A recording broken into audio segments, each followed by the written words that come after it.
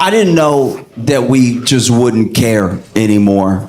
I thought it's weird sometimes, as much news as I read and I watch, that sometimes there's a thing that you think just in your head. Maybe it's because of what matters to you. You're like, oh, this is going to be huge. You'll see a thing, whatever it is, and you'll be like, this is the thing that's going to wake people up or freak people out, or no one's going to be able to stop talking about it, right? Different for all of us. But then, I don't know if this is a universal experience, but I think it is. Eventually, you get disappointed. You realize, like, oh, wow, this isn't as big of a story as it should be. People don't care as much as they should. Like, everyone's moved on, even though the thing isn't resolved. That's wild. And I didn't know that we would just stop caring about the drones that are flying over Jersey. Like, that seems... Y'all, that seems like a big deal, and we just sort of let it go. Right? They still up there. Like, I guess they don't need batteries because they are still, it's wild. There are drones that were flying over Jersey, and they're loud. They're very high up, but they are so loud that people compare them to helicopters. And they've been flying over Jersey for a while now. And, you know, we all kind of thought, okay, they'll tell us what that is eventually.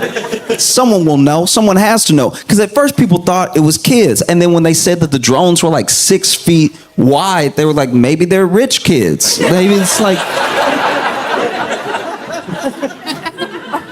And then people... And then people started coming up with theories because it was so loud, it was so disruptive, it's over like residential areas, it was so random and everything that people asked the government. The government came out and they were like, "Don't worry about it."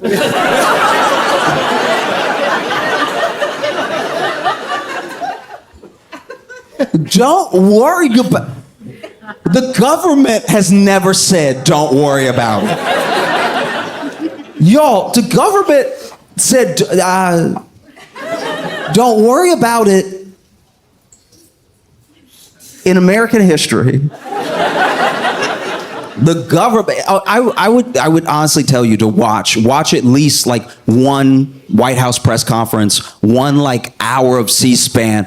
The most asinine, insane, minute questions get asked of the press secretary. And I'm not saying they always have a legitimate answer, but they always at least try to answer the thing in some capacity, no matter how dumb it is. They never say, "Don't worry about it." That's never been the tact that the U.S. government has taken. Don't worry about it. We shot a balloon immediately. Remember that balloon that we couldn't tell because none of the pictures looked clear enough if it was a child's balloon or if it was actually a spy balloon? But we shot it, I think, with a missile and said, that was a spy. That looked like China. We've still never fully confirmed that, by the way. No one has come out. China hasn't been like, we did send that balloon. That's our bad. We were feeling festive. We were playing. It's never happened. That is crazy. Don't worry about it. There are brown people just alive in other places and the government's worried about it. Like that, don't worry about it. That's crazy.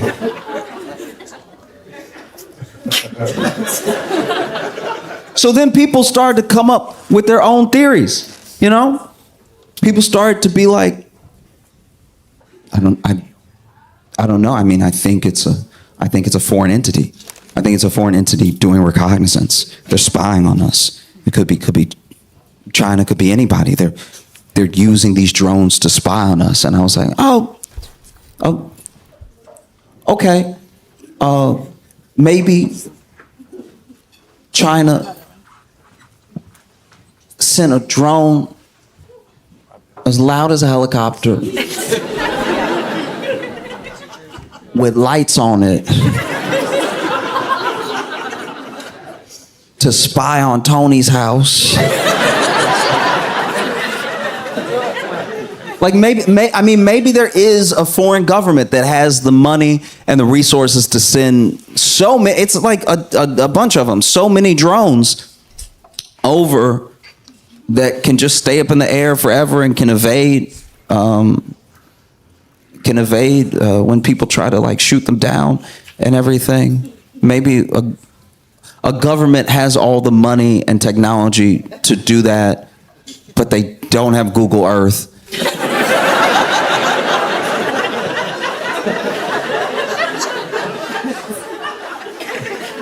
Maybe. And some people think that's very dumb. Some people think, oh, what an idiot. Who would think that? But you know what it's not dumber than? Don't worry about it. That's the dumbest thing a person could say.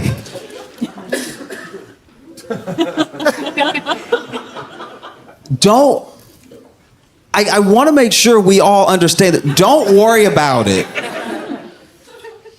Y'all, I am so scared the government is out of money. Don't worry about it. It's the most broke parent thing to say.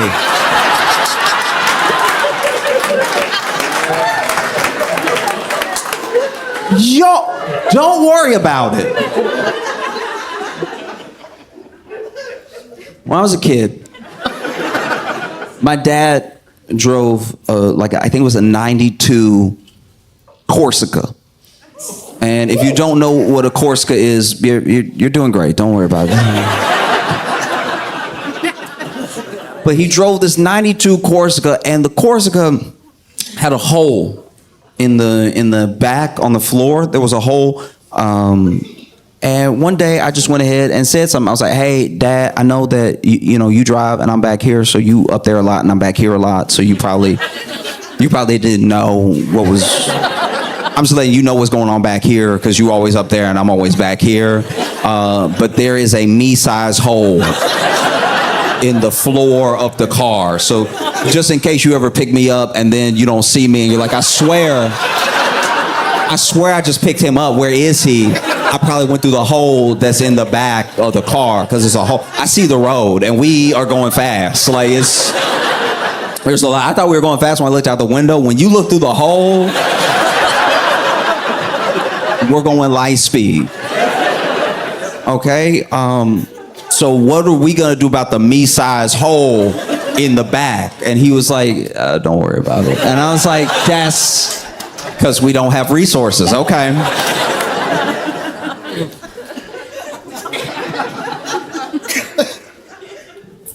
I had a babysitter one time that was making me some dinner, and I don't know. I'm assuming that the babysitter could only cook what we had in the pantry, and I don't know what the ingredients were.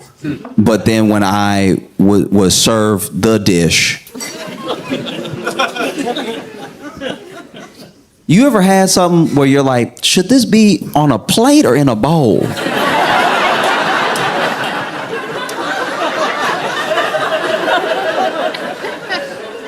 Because it has enough girth to stand on its own.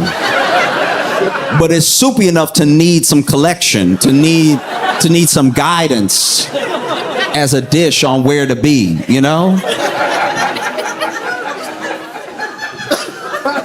And so I asked my babysitter, I was like, what is this? And she was like, don't worry about it. And I was like, oh, okay. This is a broke meal. That's what's been cooked for me right now, is something that only happens when you have ingredients that cost 23 cents and you put them all together to make a full $2.25 meal. The only thing that you did to cook it was add heat, but you didn't cook. It's all hot. Broke ingredients together on a plate that should be a bowl. Because there's a lot of water running off the side. But don't worry about it, all right? Okay.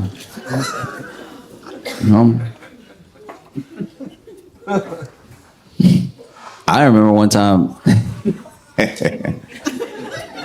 my shoulder was popping a lot. It was like just and like I was like kind of a gangly kid to begin with. So like I don't know what I did, but it was just popping all the time. And I was like, "Hey, Dad, my shoulder is. Can you hear it? It's popping a lot. It's like popcorn. It's like it's going a lot. Like, does this ever happen to you?" And he was like, "No." I was like, "Should we go to like a doctor or something? Because like I just want to know, is it bad? It doesn't hurt, but it is popping a lot. It's moving. It doesn't want to be my shoulder anymore. Like it's moving all up in there while being kind of still, but like it's not pop. It doesn't hurt, but it's a lot of movement." And my dad was like, "Don't worry about it." And to this day, my shoulder pops quite a bit.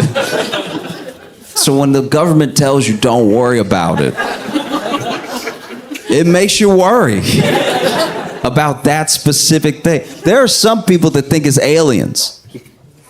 They think that is aliens that are trying to make contact and bolder than ever letting us know that they're here, that they're visiting. And okay. I don't think it's aliens because I just don't know if aliens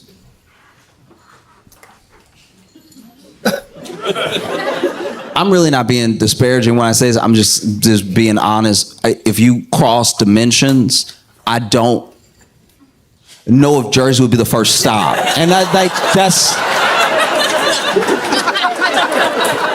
And I know people from Jersey, and they will tell you if I cross dimensions, I'm probably hitting up, Cairo. I mean, I'm hitting up someplace that's a bit more exotic, But mostly I just hope it's not aliens. I hope that it's not aliens because we as humans, this isn't the time to visit us. Like this is, do you know what I mean? Like we're not putting our best foot forward as humanity to get visitors right now. Do you know what I mean? Like aliens coming to see us now would be the equivalent of me coming to see you at 4 a.m. It's like you're just not at your best. You like kind of have morning breath, but kind of not. Like it's bad. No, I don't think aliens would. If aliens are gonna come, they should have done it either 30 years ago or 100 years from now. I think that humanity is not.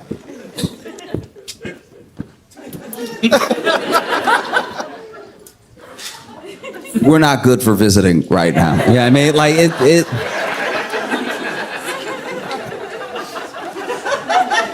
Mainly because we're the only species. Every other species of everything on the planet, every other species of animal is doing their best to evolve.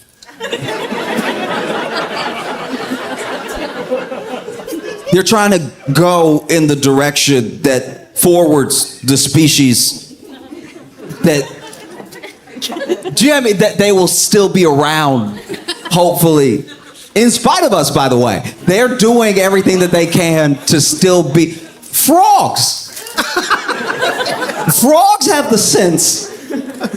There will be a frog off by itself doing something weird that the other frogs are like, "Don't go over there. Don't that's not gonna help. That's not helpful at all." And the frog will be doing something like jumping upside down or whatever, like just bouncing upside down over and over again.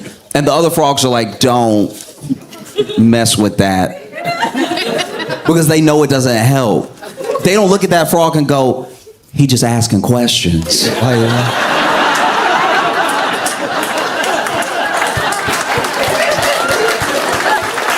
Yeah, I mean, like he a free thinker. That's what that is. That's why he jumping upside down. Why y'all all jumping right side up like some sheep frogs? Why don't you start bouncing upside down for no reason? See if that doesn't do something to your mind. No, they're like that. That's not gonna be helpful. And let's all just kind of get that out of the gene pool as best as possible. Oh, we're not serious at all. It's painful.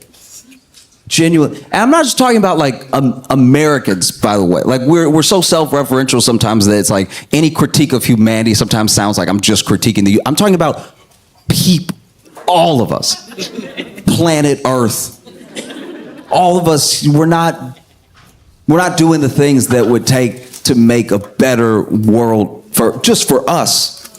You know, everywhere you go, it's happening. I don't know if you would have seen it. It was in Peru. In Peru, there was a drug bust. There was a drug bust where the national police raided this drug house, and who knows if it was like a crack house or a drug warehouse or a kingpin's lair or whatever, but it's where the drugs were. And the head top cop that's leading the charge, leading the raid, led the raid dressed as the Grinch.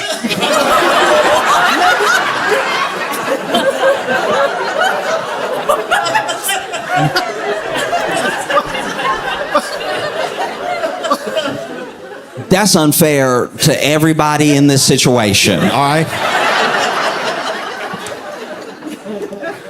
That's not right. Imagine, you in there. You deal drugs, you cook drugs, whatever, but you putting the drugs in a little baggie. And then you hear a boom, boom.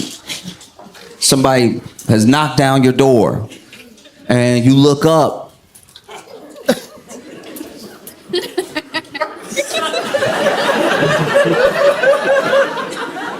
And it's the Grinch.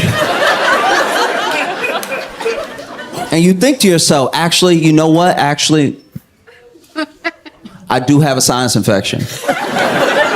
No, I do have a sinus infection. I have a sinus infection, and I've been blowing my nose all day, and I've been like taking the Mucinex and everything, but like I have a sinus infection, and then, you know, my nose has been a little runny too, and then when it's runny, you don't want to gross out your coworkers and everything, and so you do a little, and I must have what we making, because that's the only way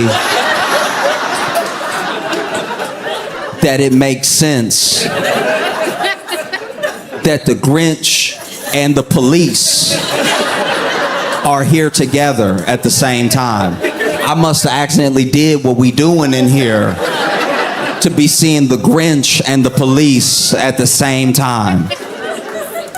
Because he didn't just run up in there as the Grinch. This dude, he had the battering ram, and then he goes in. After they break down the door, he goes in and then dropped the battering ram too. Unarmed, just came in character like the great. This man came in high knees, just.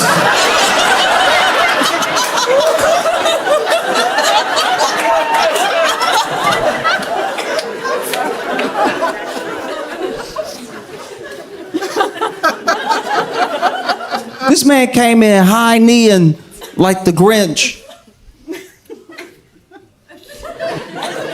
That's unfair to the police officers doing the raid, because imagine you about to raid this house, right? And you don't know what could be in there. If they got drugs in there, they might got money in there. And if they have money in there, then they probably got some weapons in there to protect that money, protect those drugs from other gang members or just from the police, right? So you are about to risk your life going in. You fit it up. You have the AR-15 and everything. You getting ready to go. But then ahead of you,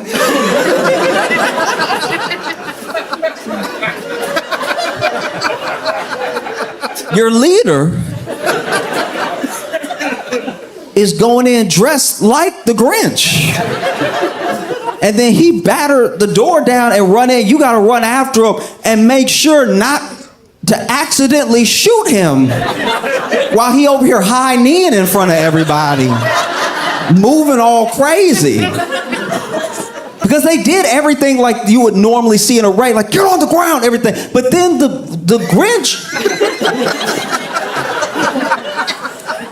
Sometimes people try to get in character, and I don't think they understand the character, because I need to listen to it again, admittedly, but I swear he was making noises that the Grinch doesn't make. So then they were like, get on the ground, and then he was like, it's like, that's not. That's not in there though. That's not in the movie. That's not in the book. What is that? That's not, you're not even speaking Spanish or anything. Just it's like,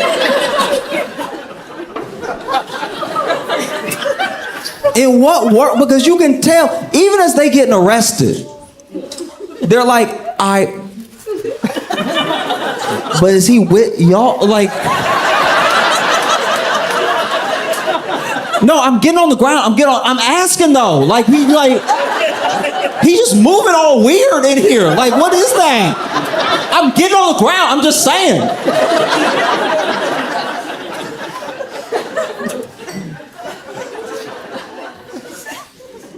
You know, you see a country like Peru. I don't know the drug laws. I don't know the sentences that crimes like that carry, but I can tell you honestly right now that they subjected those people to cruel and unusual punishment because they caught them, right? And then I think the three main ones, they made them take their mug shot with the Grinch. And it's like,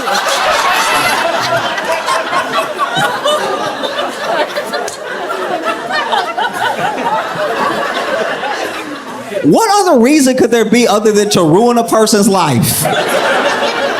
To completely diminish all street credibility than to make them take a mug shot with the grit.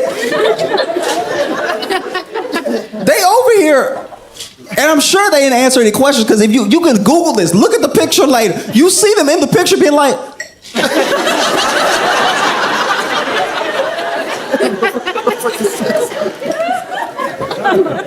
like, why he over here? Like the police never take a picture with us. It's three of them lined up holding. And then the Grinch over here taking poses.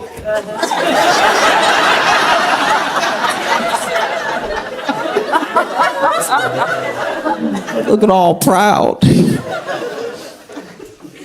Because it seems very dangerous to like go in there, batter and ram, and run up in there as the Grinch, but maybe it's not. Maybe he knew that if you run up in there as the Grinch, people so confused that they don't fire right away. They literally like.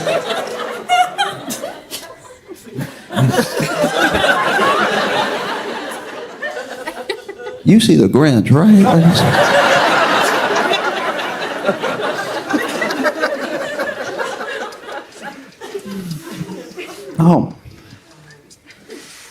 No, we're not a serious people. Not at all. No.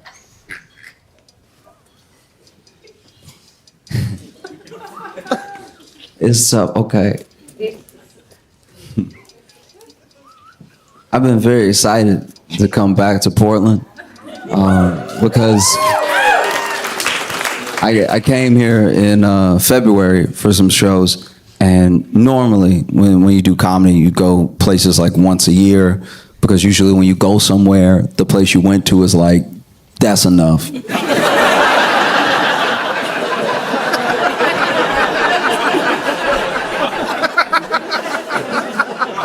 We get it. We get what you do. Give us some time. But I was able to come back, so soon, and I love being here. I love doing shows here and everything. I love coming to Portland because y'all don't wait. You hit people with Portland as soon as they land. Like, it's like.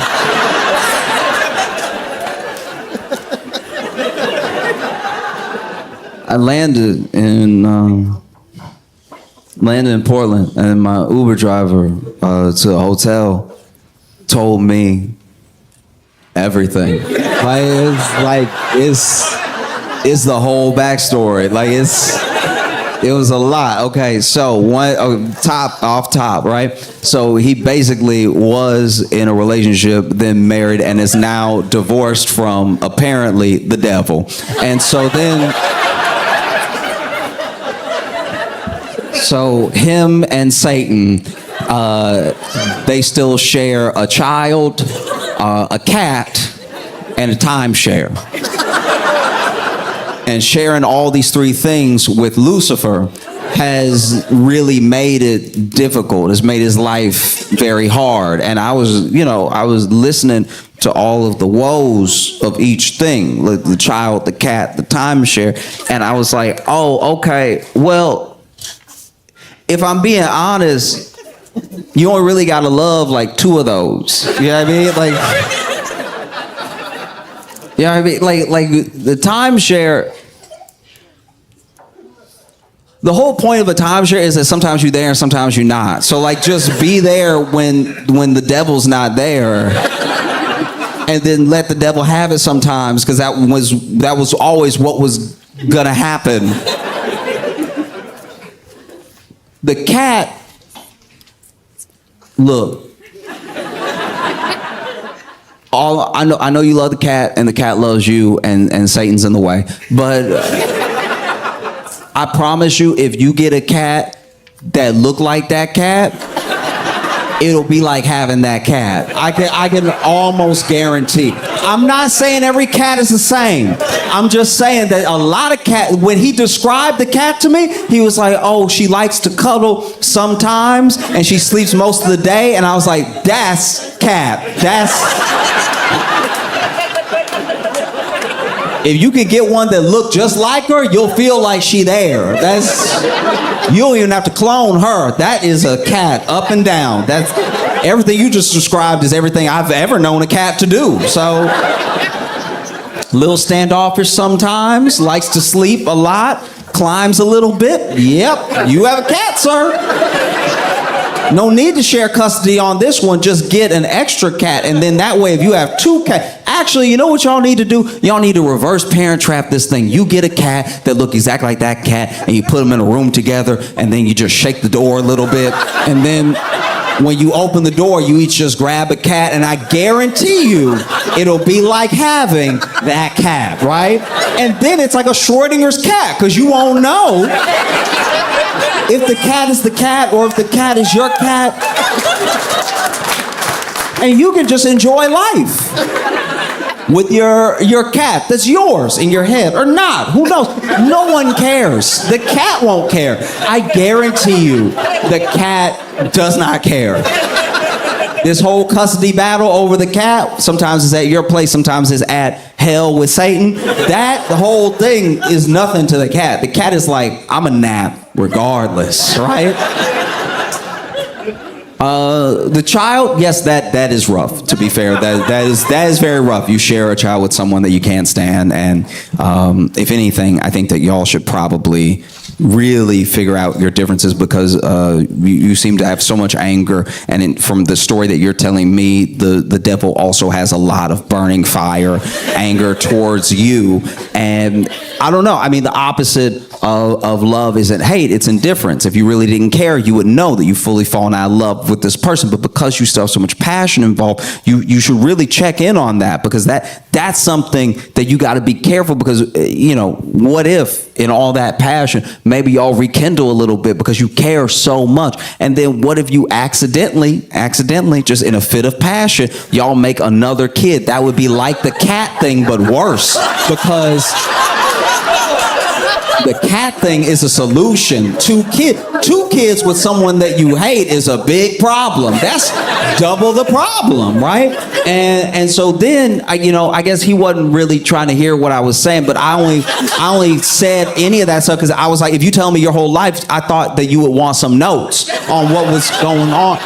I didn't think that you would tell me your whole life and then just be expecting me to. You might as well talk to yourself when you're in the car alone. If you don't expect me to respond to any of it, so then I just laid it all out for him the way that I saw it.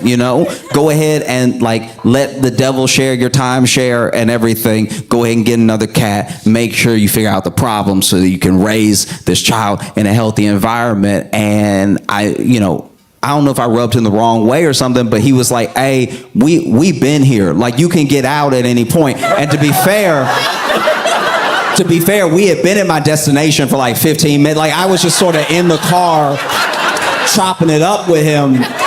Because honestly, we got to my hotel during the timeshare portion. So like the cat and the kid was just, I was trying to get my thoughts out real quick, and he was like, yeah, but I do, this is my job, and I'm trying to leave, right? And I was like, all right, but I just thought that maybe it would be helpful. Yeah.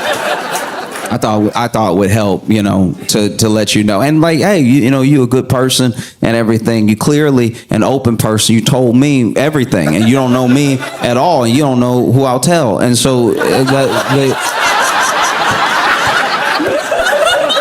the idea that you're so trusting is like both a pro and a con of being in relationships, because it's like you're trusting enough to like pour out your heart to a total stranger, but also sometimes that trust can either be betrayed or misused, which is what it sounds like the devil did to you according to your story and everything. And he was like, I can get your suitcase for you if you need it.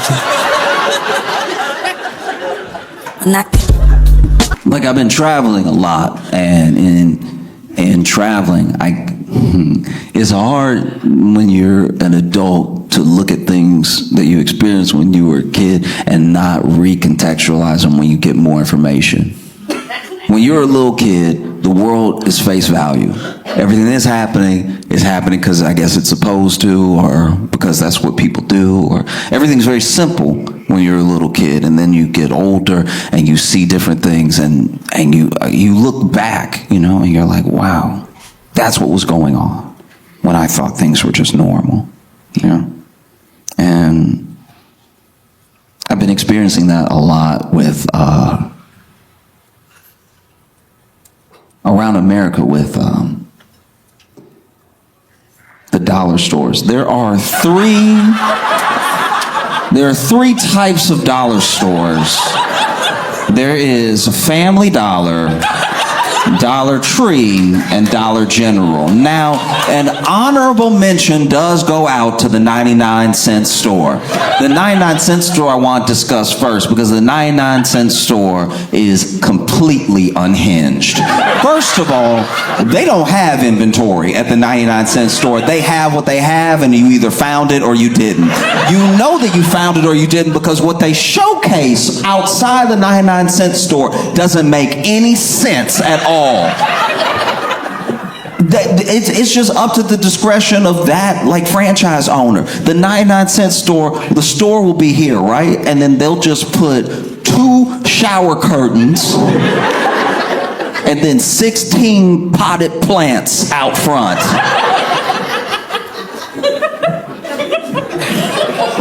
What is this place? Then you walk in and it's like, it's like if somebody truly made a business out of garage. Because when you walk in, nothing has like a designated spot or anything. There are things hanging on hooks I didn't even remember had hooks. I forgot that each broom I've owned had like a little hook to it. But then when you walk into the 99-cent store, almost like a beaded curtain, you walk through brooms hitting you in your face.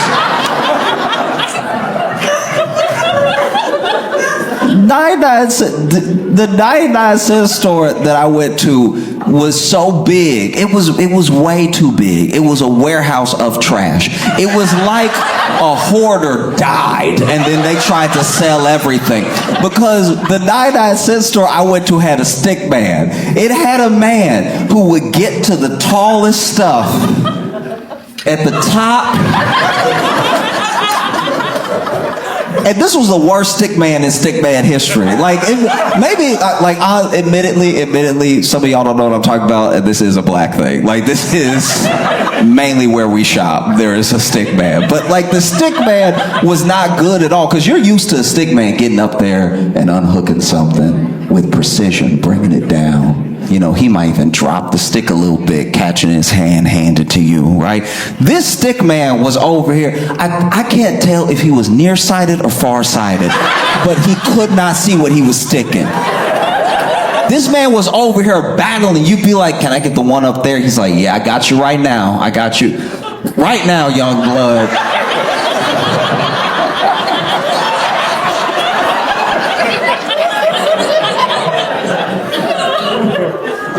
Then it falls on the ground. He pick it up, dust it off.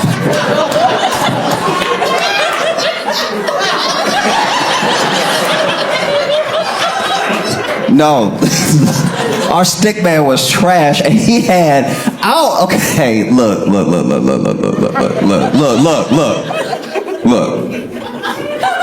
I need glasses, all right? I'm not better than anybody. I'm not judging. Everybody got their own prescription, and that's their cross to bear, all right? But he had the most specific eyes I have ever seen in my entire life. This man had one Coke bottle and one that was very thin. Like, just, it seemed like he just needed a monocle, but he was like, nah, I don't trust myself to hold it on my cheek like that. Go ahead and give me glasses and just make one glass transparent glass. Because he clearly only had one bad eye. Like, it's his eye, like this eye had to be good, because when you would look at him, one eye looked like he was doing this to you, right? Like one eye looked super big and the other eye looked regular. But then when you saw him, when he would turn, you could see both of his eyes were regular size eyes. So that was just the glass. And so he had one like Coke, but thick, bulletproof glass on this side, and then one that was very, very thin, right? He would knock stuff over and go pick it up and everything. And he worked at the 99-cent store since maybe before time. This man had been there a very long time. He might still be there now, I don't know. But everything that's there is not like quality. You know what I mean? It's literally 99 cents in today's economy. This stuff isn't even just made in China. This is up off the floor in China. This is the stuff that they throw away in China, that they were like, you want this? All right. If you sure. This is how you can tell these are the worst products ever made in the history of humanity. They are so toxic that whatever you touch, whatever color it is, that's the color you are when you get done touching it. If you touch a green broom, you will pull back a Shrek hand, all right? I had a green broom and a blue dustpan because they were sold separately, you know?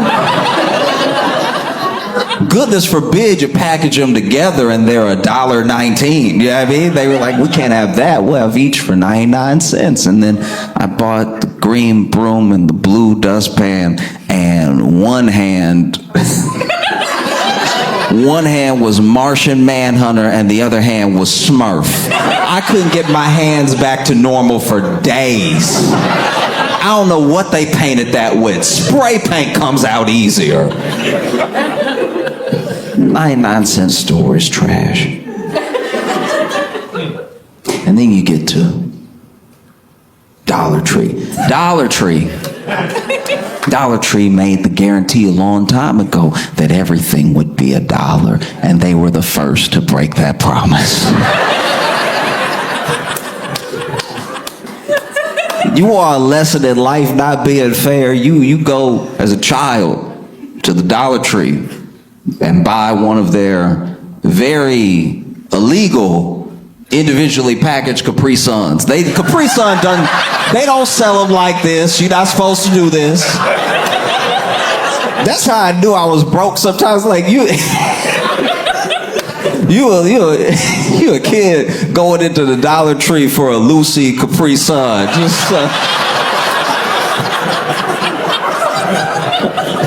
It was terrible, but like, and you know, they don't put them on the shelf. You gotta know if you know. And so you go up there, you like, all right.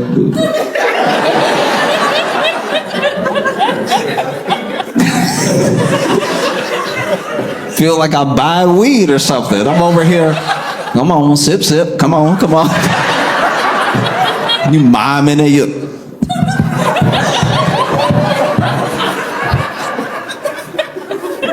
One time I bought a loose Capri Sun, and the man up in Dollar Tree tried to charge me for the straw. I was like, you are the devil. You are.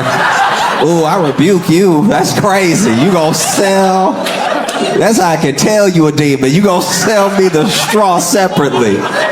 What am I supposed to do with this? Suck it with a safety pin? This is crazy. That's insane. This man over here sliding the Capri Sun to me, and I'm looking at him. That's strong, man. You know, come on. He's like, that's extra, young blood. I'm like, hey, what? From a young age, I could identify with people who rob stores because that was very aggravating. Dollar Tree was over here just, letting themselves run out of inventory. I would go in the Dollar Tree and there'd just be whole spaces, whole sections empty. At least the 99-cent store is packed.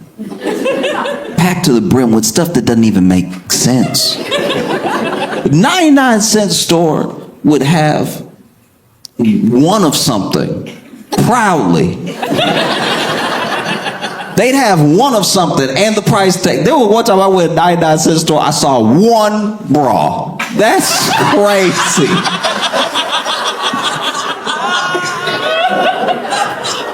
I'm like, that's lost and found, if anything. Y'all don't have a single other bra in here. And you gotta hang the bra next to the snacks. You know you shouldn't be selling this bra. Because Dollar Tree would let themselves run out of everything, and then you walk in, it's just bare shelves and stuff. At least the 99-cent store would try to make sense of things. 99-cent store doesn't make any real sense at all, and you can tell because sometimes they'll sell stuff that should be sold for a totally different purpose. I've been very confused in a 99-cent store before. One time, I was in a 99-cent store, and on the shelf, it said 99 cents. So far, everything's checking out. It said 99 cents, and then it said hat. It was a hat for 99 cents, right? But then on the shelf, clearly, is a bucket. That's a bucket. It's a bucket, though. Like it is, like I'm not crazy. That's a bucket. You can make it a hat if you want, if you believe, but that's a bucket. All you gotta do is flip this over on its bottom and put bucket, and we don't have any problems. But hat is crazy. And then when I'm checking out, I bought a broom, I bought a dustpan, and then he's like, and one hat? And I was like, you don't believe that though. There's no way you believe that. Because it's not a hat, it's a bucket. And I want to be clear, it's not even a bucket hat. It is a bucket. A bucket.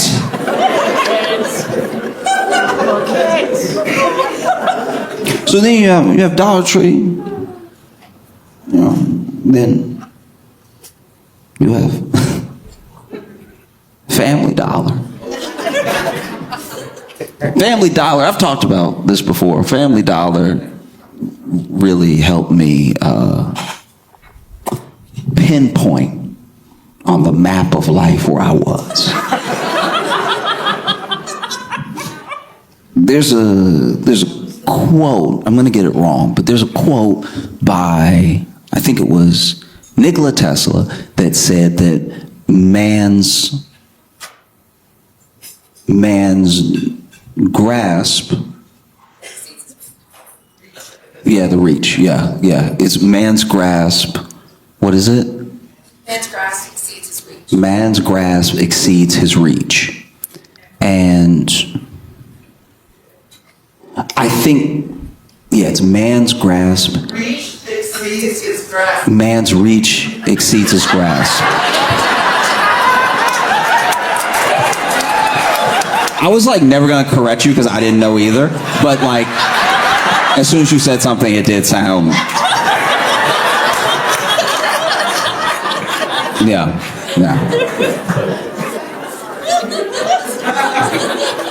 I didn't know either.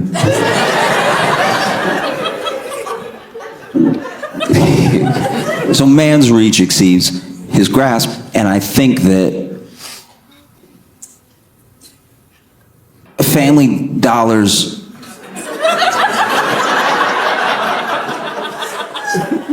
inventory exceeds its means, because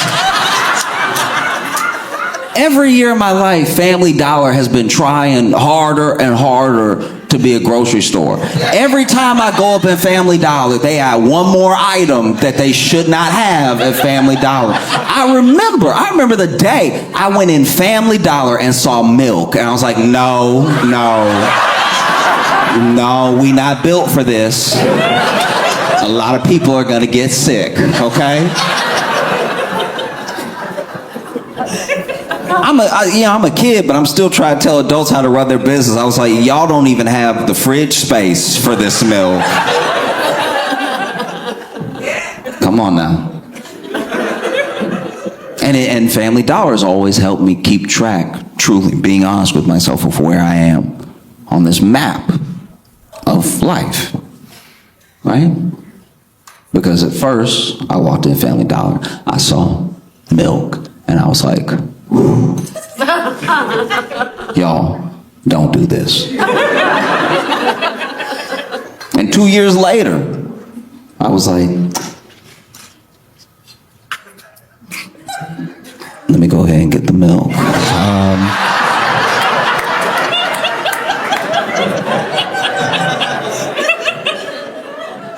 3%, you say? I've never heard of 3% before. That is interesting. I've never had 3% in my life.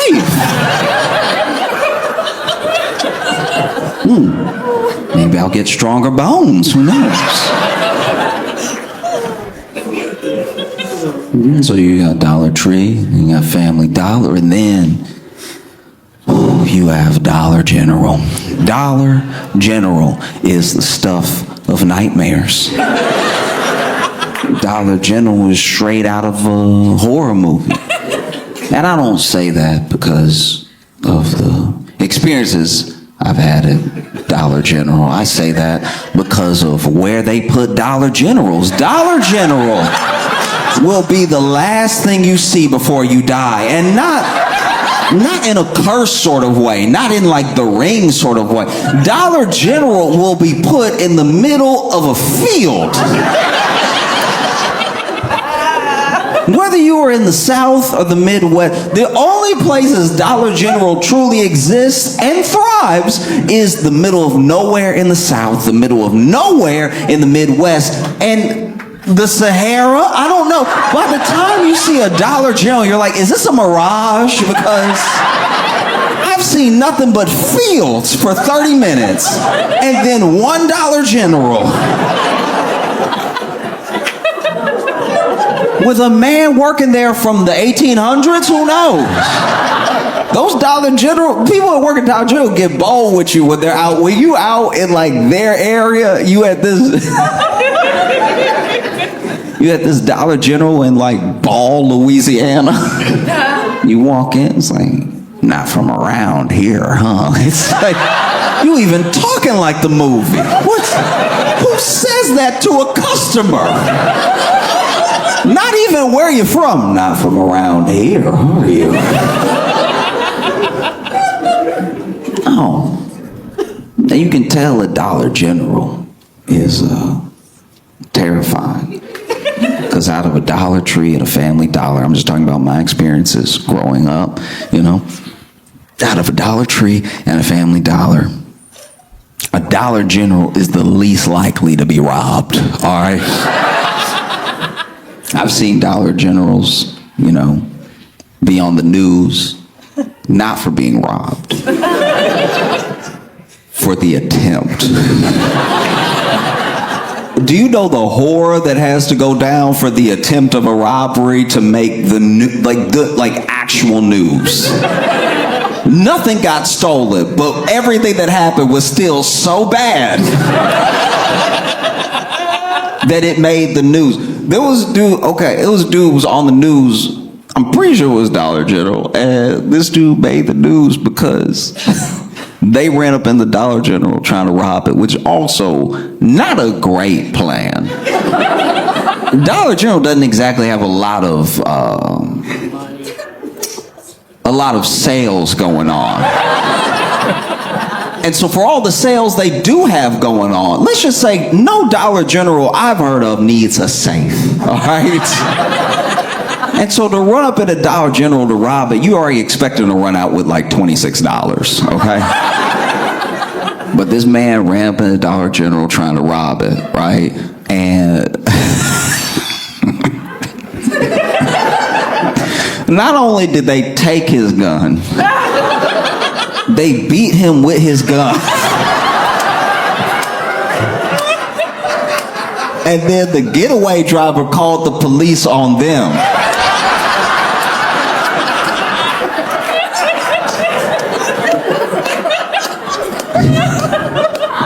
I'm just curious how that went. Because when you run up in a place to rob it, you at least have what one would hope is the element of surprise. You would hope a place doesn't get robbed so often that they are ready like Neo from the Matrix to snatch the gun out of your hand as soon as you walk in. I'm sure people going in to rob a place have like a rob and walk or like a gun-toting bravado maybe. But imagine being robbed so often that you're like, no, when they come back. Because this is the thing that blows my mind, is that we're in the South, and this dude ran up in a Dollar General to rob it, and they didn't shoot him. The South loves guns. We love guns. And we, like a fever dream, wish we could shoot someone. And then here is someone running in with a gun to do evil. Someone that the law would say, shoot. And the employees at the Dollar General were like, actually, I really prefer hands.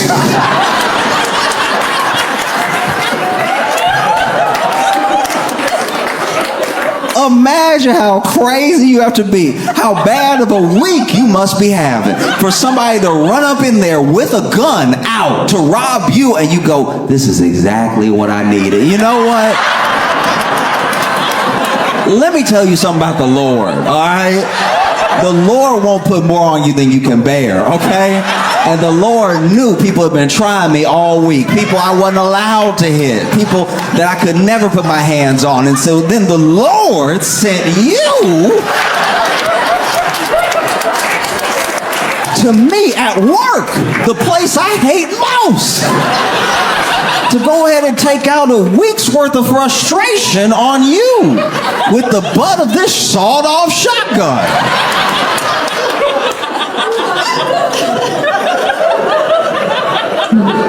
Imagine you run into a Dollar General to rob it, gun already out. Hey, everybody freeze, whatever he said. And then the employees turn and he's like, open the register. And they're just smiling. You don't know what happens next. Maybe a blackout. Maybe you watch them take the gun out of your hand because you weren't expecting that. And then you see the butt of the gun coming back real slow.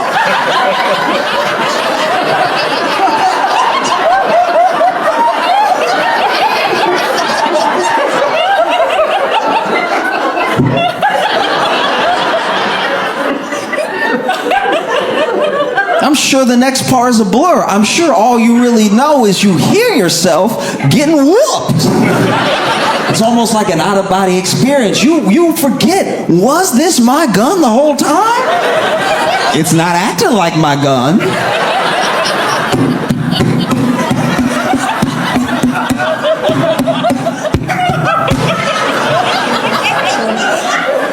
You wake up, the police are standing over you, and you haven't been arrested.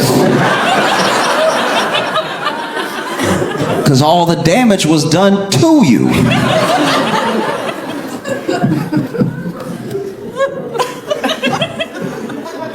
Oh, Dollar General, insane.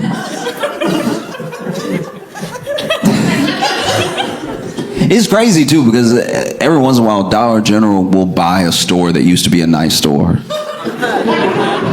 Like, it used to be like a dope store. Like, truly, it used to be like crazy. Like, I remember there was a place I went with my grandma, and I don't even remember the name. That's how like little I was, where It was just a memory of being with her holding my hand, and us walking into this place. And you know how when your little things are bigger? So I'm sure if I went there now, it would look like the size of a regular department store. But she took me to this place, and it was huge. In my head, it was so big, right? And she bought some socks, she bought some other stuff and everything, and then we left. And I remember when I would ride with her, because, you know, I would go with my grandma during the summers or after school. My mom would drop me off at my grandma's because she would still be working and stuff. And so when I'd run errands with my grandma, we passed that place over and over. I'd always want to go back inside because I had such a fun memory of, like, there were so many toys and it's just huge, right? And it had closed. And so my grandma would remind me every time that it had closed, right? And then eventually it became like a dollar store, like a chain dollar store. And I remember it being like, man, that place was cool. And now they sell 3% milk.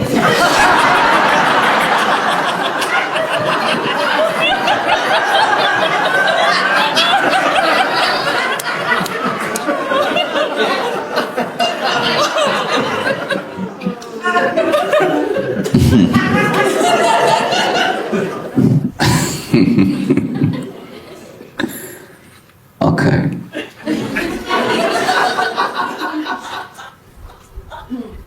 Is it? I'm trying to figure out how to put this. I told my friends a story a long time ago about how my friend met this woman online, right? And this was back when meeting people online was still, like, not quite done. It was still new to do that. And the woman that he met wanted to meet up one night, which is exciting because this is why you do it.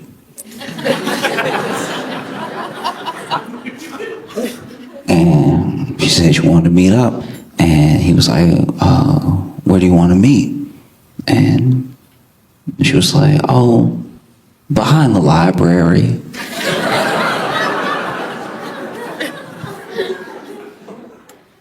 Which should have been a clue. Said she wanted to meet behind the library, and he was like, oh, okay. Which library? Because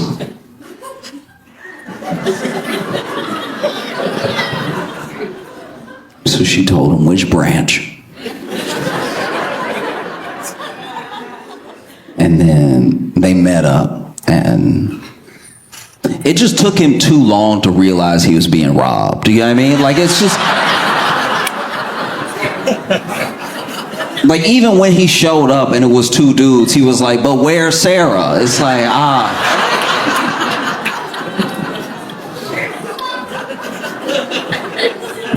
you need to wake up, dude. Sarah's a fiction. And that's the way that I feel about Trump federalizing D.C. You know what I mean? Because I don't know. I don't know how other people feel about it, but I was watching it this morning and watching them talk about it, and it was an interesting speech because you would have thought he would have stayed on crime the whole time, but he definitely diverted a few times. Like, there was one point where I really don't, like, I'm not even joking right now. I genuinely don't understand what he was trying to say, because there was one point where he was talking about how, like, trans people fight or something, and it just started to feel like the kind of conversation you have with someone who is 2,000 years old. Like, it just...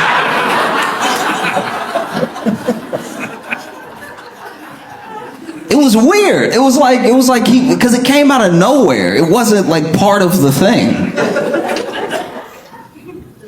And then people, you know, are obviously like worried, terrified, confused and everything. Because there are people who are like, he can't do that. That's not legal.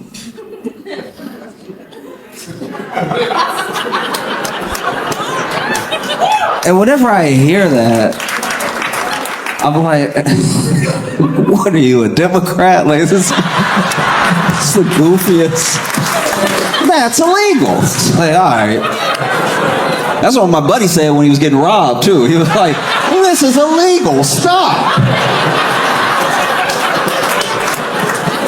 Out of your mind. Hey, that's illegal. You're not wrong. You're not wrong. But what are you gonna do about it?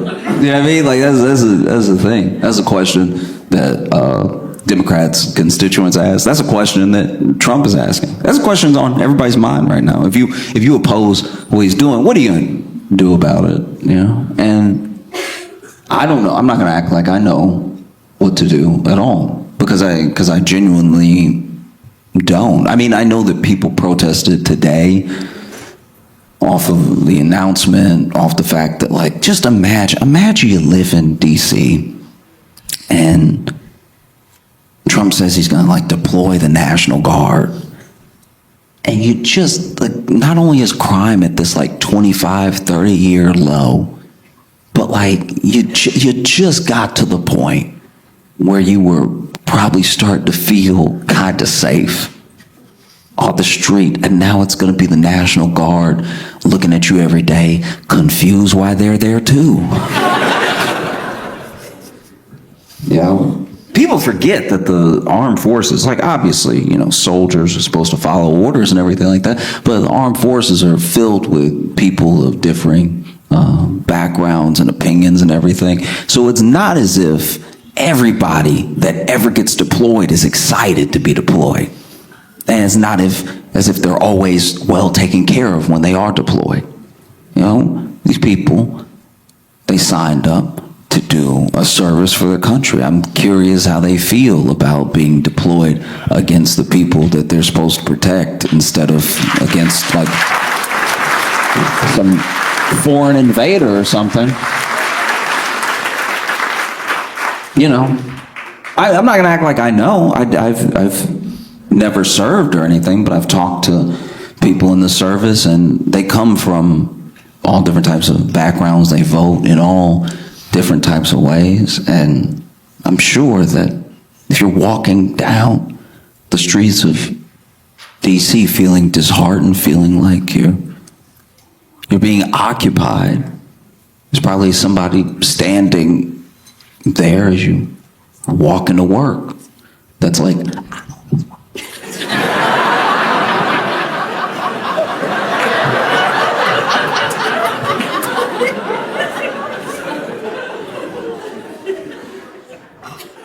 yeah. I don't know, because it has been on my mind all day, and trying to figure out how to not just like talk about it, but say something more than just like, I think that might be bad. Like, I think that we're having a moment a lot like my friend had, where it's like you just have to be very aware of what's happening, because to not be aware doesn't mean the thing will go away, you know? Like, we don't want to be behind a library going, "Where's Sarah?"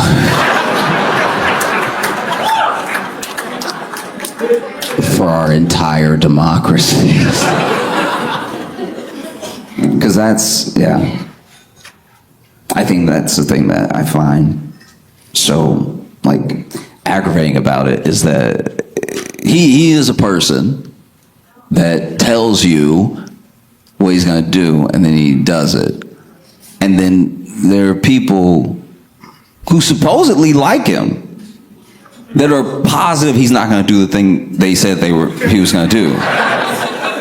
They're like, no, he won't do that though. And it's like, then why would he say it? He trolling. Like, he's just like, all right, but what if he's not? No, he wouldn't do the thing he said he'd do. Who does that?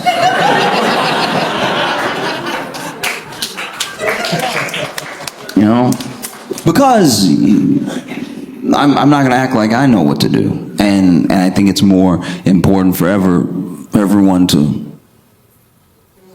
should know who, on every level, their representatives are and what they do for you and what they're doing for you right now. And it's easier to hold those people to account when you know who they are. You know what I mean? Like your state senator or everything down to, like, you know, alderman. Everything. Because it's the fact that these people go unnoticed, the fact that we expect whoever, business people, celebrities, whatever it is, to pick up the slack of the people that were elected to do those jobs, right?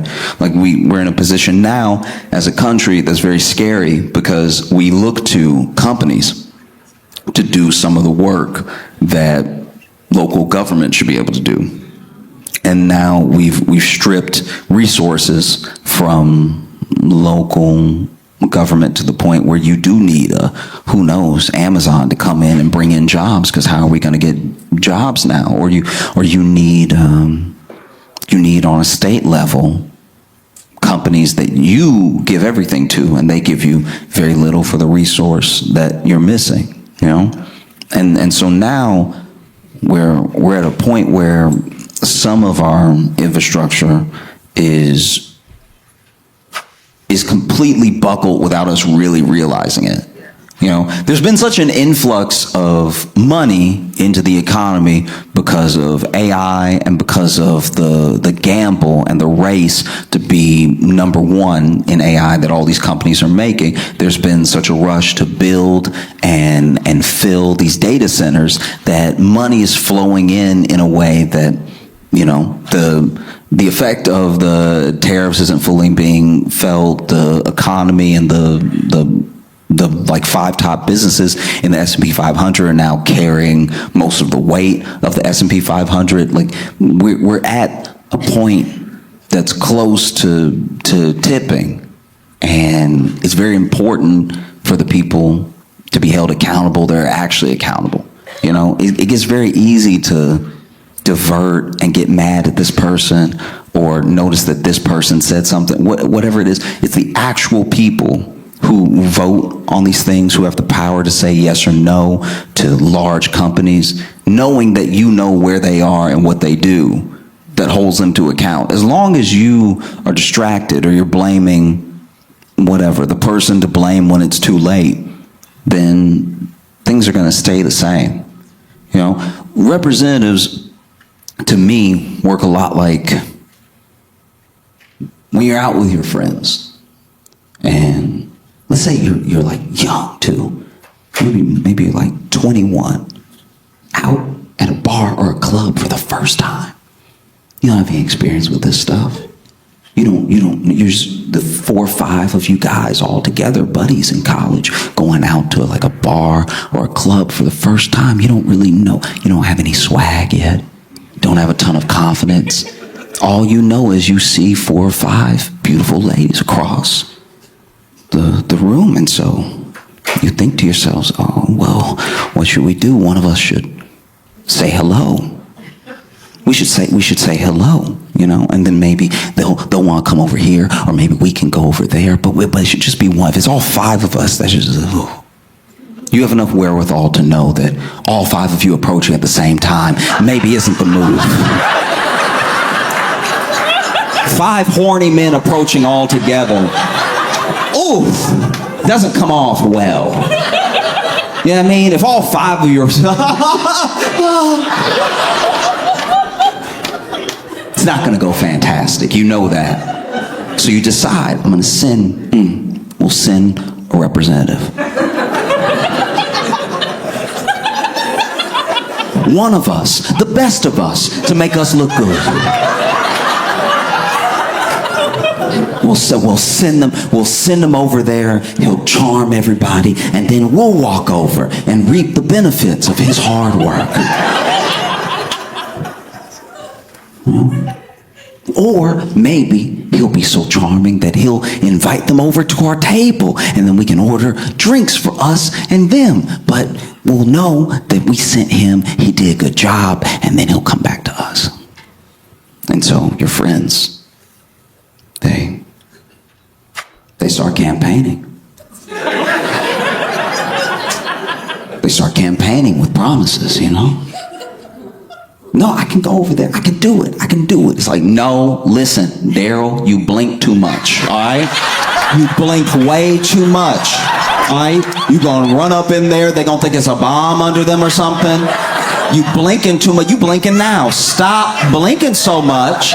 We can't send you over there. You look nervous right now.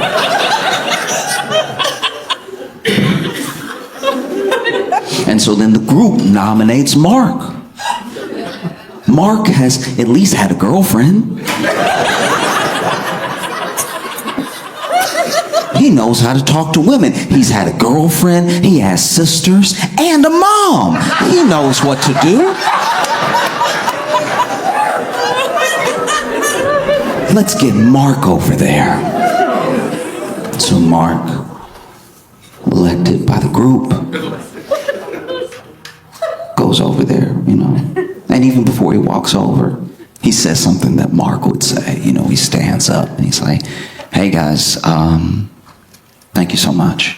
All right, your faith in me means a lot. I'm going to go over there. I'm going to do my best for us, for all of us, okay?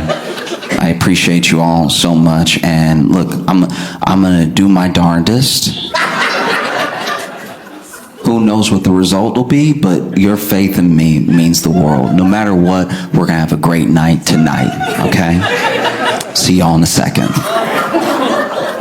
And then he goes over, he makes his approach. And because Mark is engaging, he's sweet, and he's interesting, he's easy to talk to. And because he's extroverted and he's outgoing, he knows how to approach without creeping or intimidating. And so quickly, you see these 5 ladies having what looks like a really good conversation with Mark. Things are looking up. This is incredible. The body language is phenomenal. Mark is over here working the room.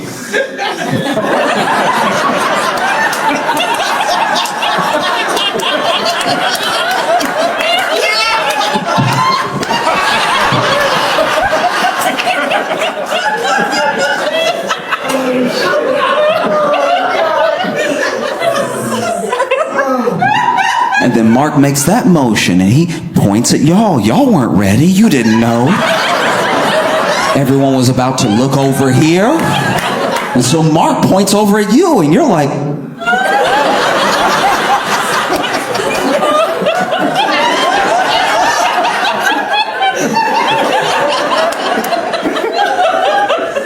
Mark turns around and keeps chatting, and after a while, things start to slow down. You don't really know why, but some nods and still a couple of laughs. And then Mark, he doesn't beckon you over. He doesn't give the thumbs up like they're about to head back with him.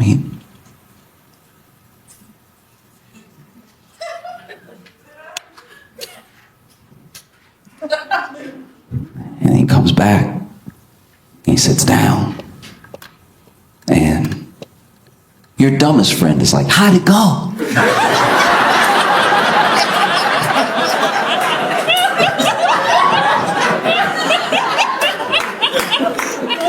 And Mark says, well, fellas, they all have husbands.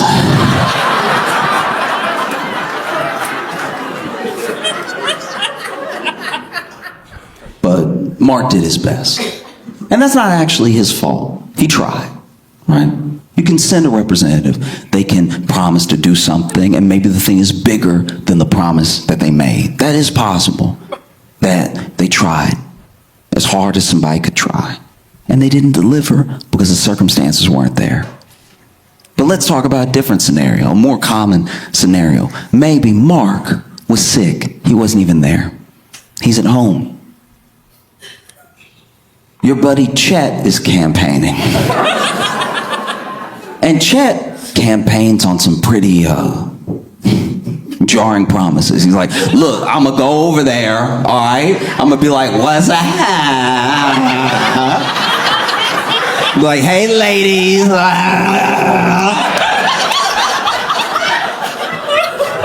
You know, that'll get their attention real quick because I'm going to pop up right in. I'm not even going to just like stroll up. I'm going to walk up and then I'm going to clear those last 2 steps real fast, really get in their face. Bow, right? Like that. What's up, lady?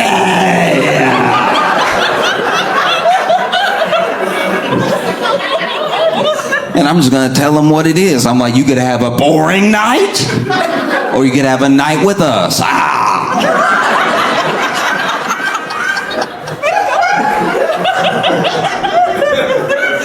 And look, Chet is the loudest.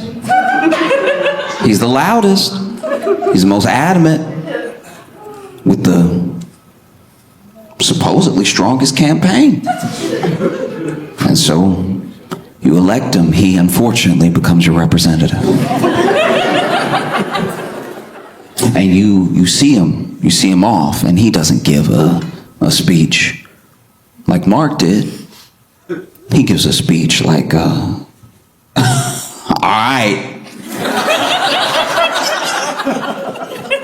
Next time you see me, I'm gonna be smelling like perfume. All right.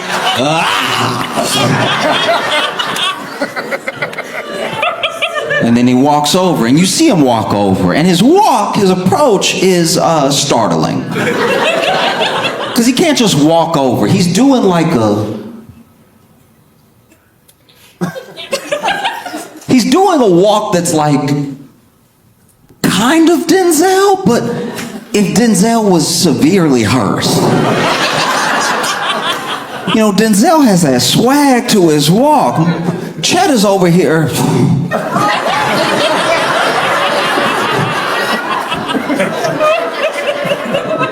And then he does what he said he was going to do. He walks up, and you can't really hear him, but you can see the body language.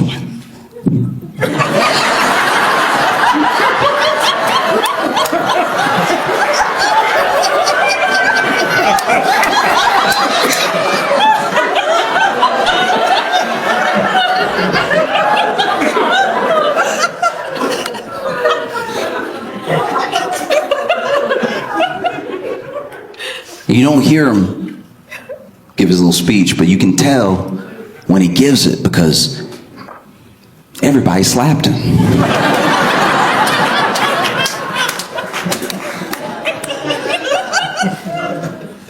And then he walks back over.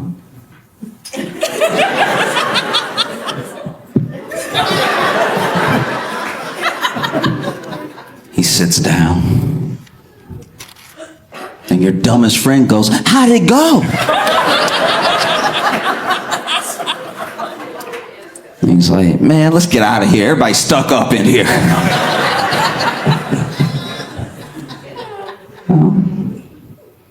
And it does feel like that's where we are. Yeah, I mean, we're in a pretty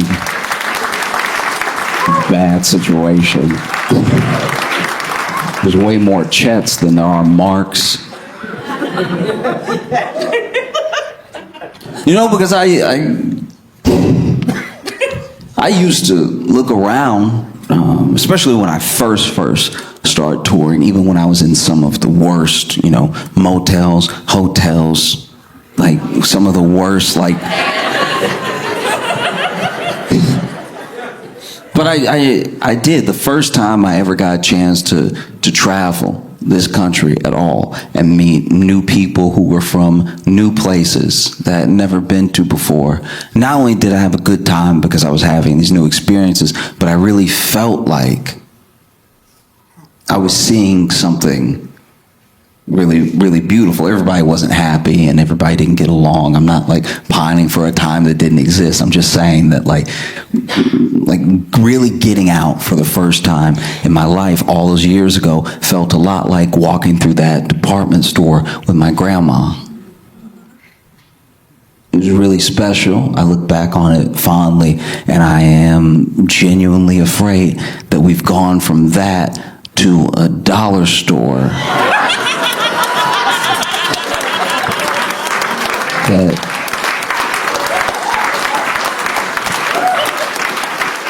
that sells 3% milk. I get hyped for the 4th of July ahead of time, really far out, you know? Get great barbecue, you know? It's the country's birthday and everything, you know?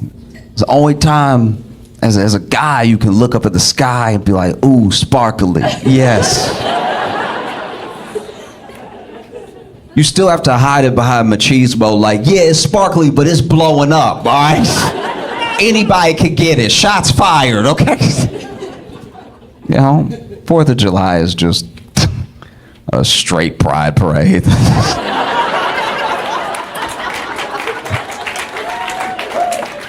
That's all it's ever been, you know? It's just the one time a year guys get to be like, yeah! It's basically, don't act like it's not drag just because you put on a longer beard. Like, you dancing in the street too. You know, that's why I'm always blown away by people who complain about pride and they're like, there's no straight pride parade. I'm like, yours is coming up in a month. Like, you can't give it 30 days. Even when you think about it too, you think about the way that the country came together too. We think of the founding fathers as all these old wise men and everything, because that's when they got painted. You know, they got painted late. They had already survived the war by the time we painted them. When they were in the war, they were much younger. We got the pains when they were like 40. But they fought in the war. You think they were fighting in the war old?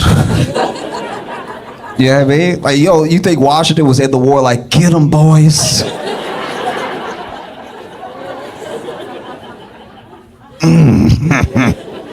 No, y'all shoot. Oh. No, these were young men. Yeah, young men battling to create a country, you know? And it's mind-blowing how young they were when we won. You know, July 4th of 1776, Alexander Hamilton was in his 20s, early 20s. So was Aaron Burr.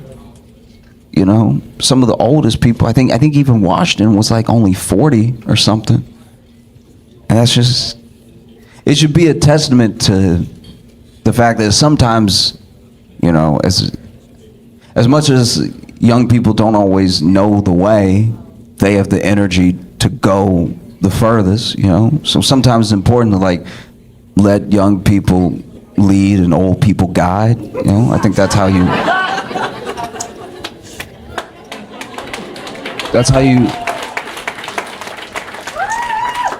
you know, because there's someone that has all the passion, all the fire in their heart to do something, to try to build a better world, and then there's someone behind them that doesn't have as much of the fire anymore, but is like, don't trip over that rock. Just go a little bit more left and you'll be fine. Don't do what I did. That's how I messed up my knee, though.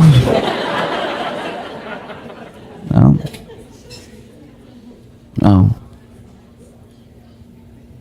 Founding fathers they're fascinating to me because, you know, they were trying to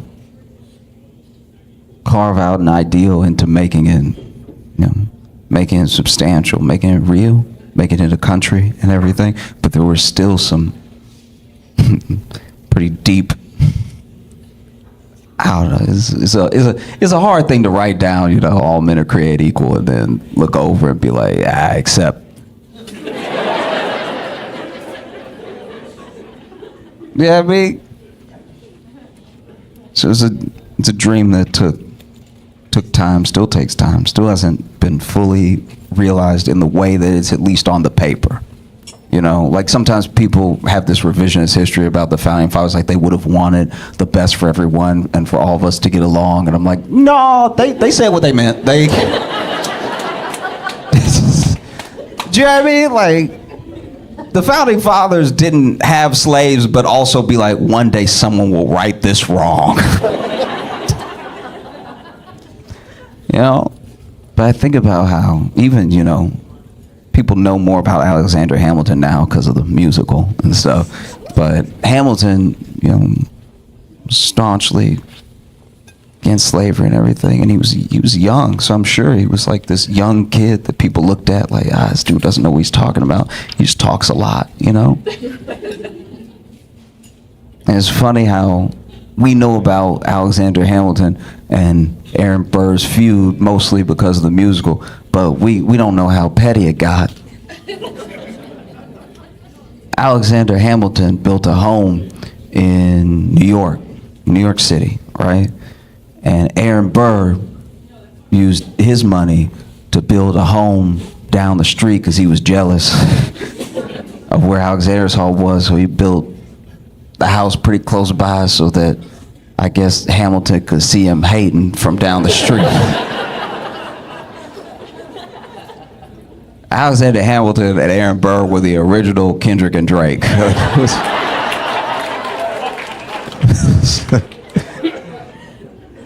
Amazing. I also get excited for the summer. I get excited for July because it usually means, at least for some years, that Will Smith has a new movie out. And it's happened. Bad Boys is out. It's crushing the box office,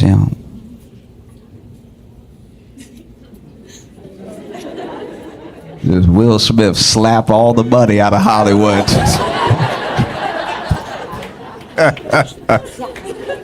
Man, I want them to make as many Bad Boys movies as possible. I want to see these men old.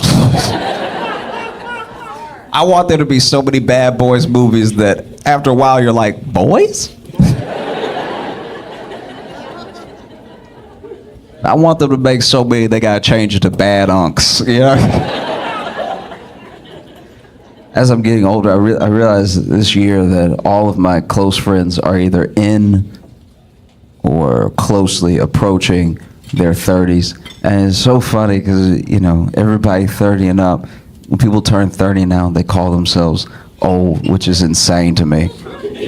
That's so, medicine is getting good enough where you can kind of expect to live to 90, but you're old at 30. Why would you be old most of the time? That doesn't make any sense at all. You don't bring home bread and then the next day go, it's pretty old. No, but I get how people feel that way. I really do, because what's happening is we know deep down, right? We have this obsession with youth, and everyone's trying to look young, be young, stay young, feel young, all this stuff like that. And it's mainly because, and I've said this before, it's mainly because we know how we treat older people. So we're more scared of that than we are getting old. What's wrong with getting older? You know more stuff. Why would that be bad, But I get how people feel old at a certain time, because especially people who are in their 30s now, we're in a very specific time that hasn't happened, at least the way that it's happening to us, right? Because we were like coming of age at a time that was like a turning point for what feels like almost everything, right? Business gets done differently now. Tech is different. Every aspect of life is different, and we remember right before and as it turned and now. You know what I mean? Like if you're in your 30s, you're 33 and up, you remember before Google. That sounds ancient. That's...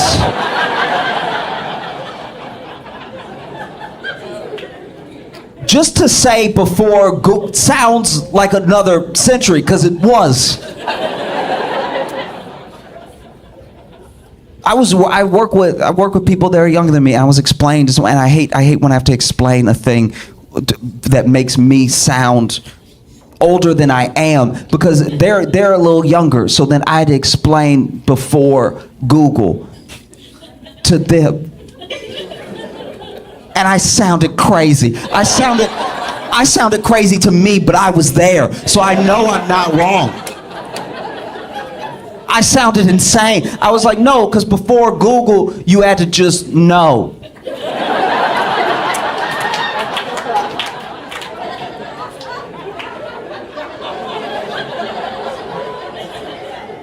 And if you didn't know, you had to ask somebody who you hope knew and was friendly. And if they didn't know, you had to go online. We still had online. Don't do that. We still had online. So then you had to go online and you had to ask Jeeves. And then they were like, "What is Ask Jeeves? Like, what is?" And I was like, "Ask Jeeves is. It's like if Google was white. Like it's."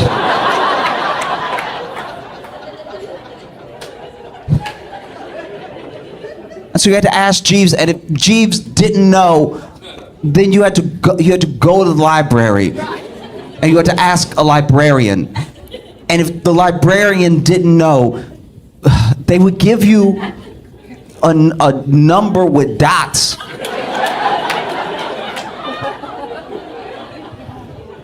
They would give you a library is like a house for books.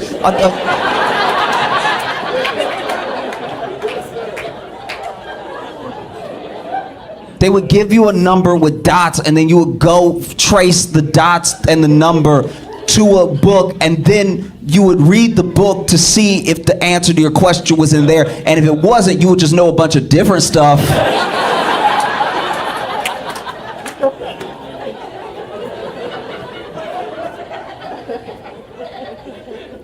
You would know. A book is like a slow Kindle. It's like.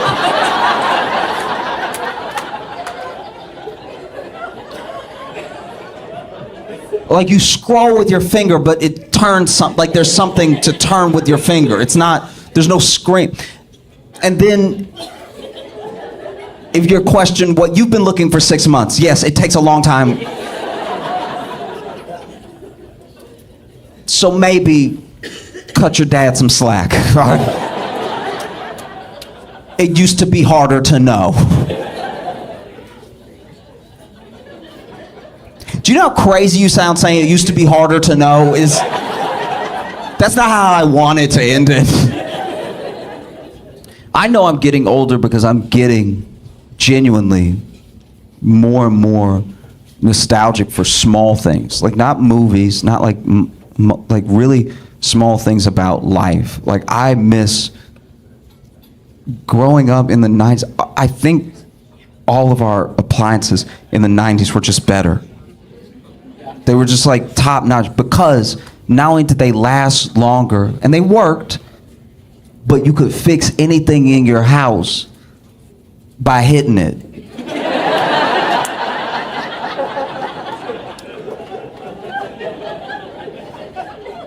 Violence solves so much in the home. Growing up, all you need was some fists and some belief. And you could fix a whole house. Don't need to call a contractor or anything. Like if you had just any appliance, you know? And what was special about it was that you knew how to hit it. You knew how to hit yours. That's very important. It wasn't just you could go hitting something. Well, you got to know your machine and you knew how to hit it specifically to get it to work. And it wouldn't work when you went over to your friend's house. You go over to your friend's house and their thing wouldn't be working and you'd be like, and they'd be like, no, you gotta go.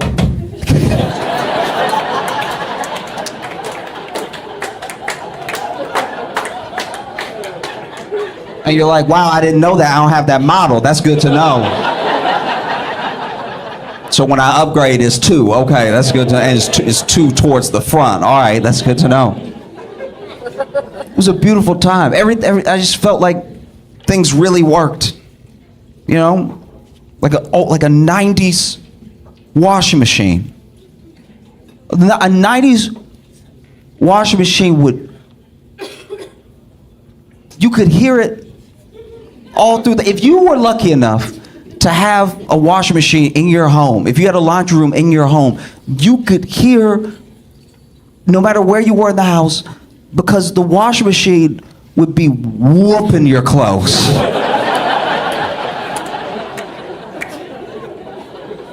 No matter where you were in the house, as soon as you started you would hold off watching a movie. Because you're like, we can't watch a movie and do the laundry. It's it's gonna mess up the experience, all right? It would be whooping the stain. You could hear your clothes getting beat. And they were all loud, and they all just, like, the washing machine moved like it had legs. No matter where you were in the house, you could hear your clothes screaming in the machine. Just,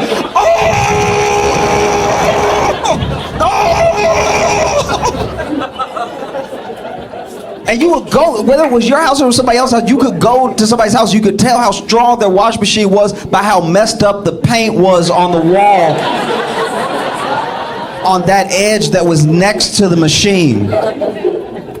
It would be beating your clothes, beating the stains out, horrific stuff, right? To the point where you could, even when you stained the shirt, you could tell, even back in the 90s, your shirts would be like, don't do that to me, bro. No, come on. Hey, no, we good? I'll push it out. I'll push the stain out. Don't send me in there with them. No. Be amazing. And then if there was a little malfunction, if the door wouldn't lock and lips started coming up and everything, suds started spitting out everything, just took a little like bam. And then all of a sudden it was like, whoa. It was beautiful, These new washing machines. I know I already sound like an old man, but like this. I was at an Airbnb. They had a washing machine in the Airbnb, which at first I was very excited about. I was like, oh, it's amazing. You never get this, right? And the washing machine was state of the art. And it was like a Tesla washing machine. It had so many buttons. It had a keyboard's worth of buttons. It had more buttons than I cared to read. Like it was, I just wanted to hit clean. Like it had a handkerchief setting. It's sad. And then you put got stain on the shirt, put the clothes in, and then, you hit whatever, turn. There was a lot to do. And then you hit, and it starts, and you can tell something is happening because it's spinning, and you can see through it now. It has the little door where you can look in, and it's spinning so fast that the clothes are gone. Like I was looking, and I was like, I can't tell if it's spinning or if it left. It's crazy, but it was silent, and I didn't like that. I didn't like that it was quiet the entire time, right? Just, but nothing. You couldn't hear anything, right? I didn't even know when the clothes were done. That would have never happened in the 90s. You always knew when your clothes were done because your washing machine would finish beating your clothes. And you would hear,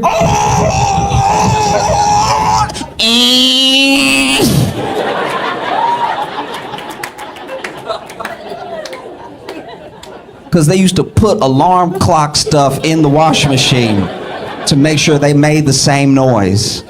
This thing finished. I had no idea. It finished and it was like, hey.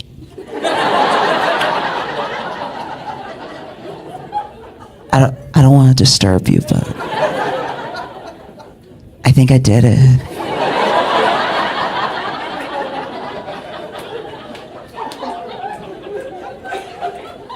And then I pulled the shirt out of the washing machine. The stain was so intact. The stain was sitting there comfortably. The stain was looking at me like it had its legs crossed. Looking at me like, your move.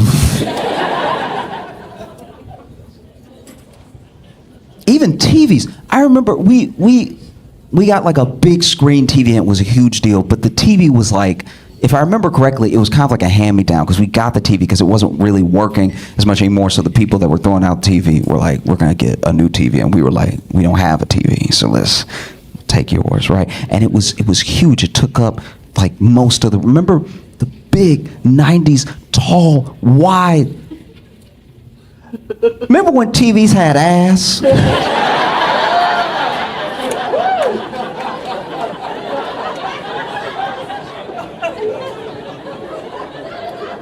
Do you know what I mean? Like really had it, like some true thickums. You know what I mean? Like, you would go over to your friend's house, they'd be like, I got a new TV. You'd be like, oh, she packing. Oh, wow.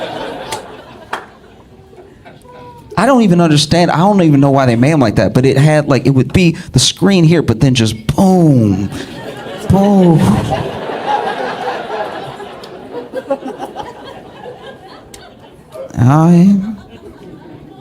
And that was great because even though the TV didn't always work, you knew how to work it, right? Because it would do that thing where all those TVs back then, when they didn't work, they would just get wavy. You remember that? It would be like, I'd put on the news and it would just be like red, blue, green, red, magenta, yellow. And you turn on the news and be like, at 8 o'clock.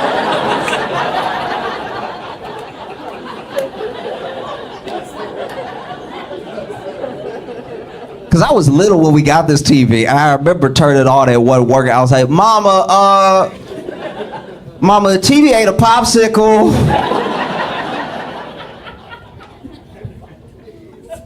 And my dad would usually be the one to hit the TV because he knew how to do it, right? But my dad hit the he hit the TV a lot.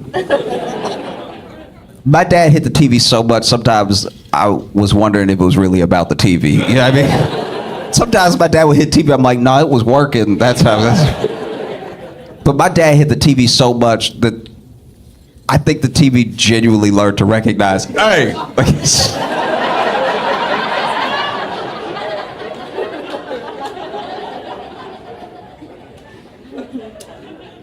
One time I was trying to watch the news and my dad came home. That's all he did. He just came into the house and the TV was like, 8 o'clock.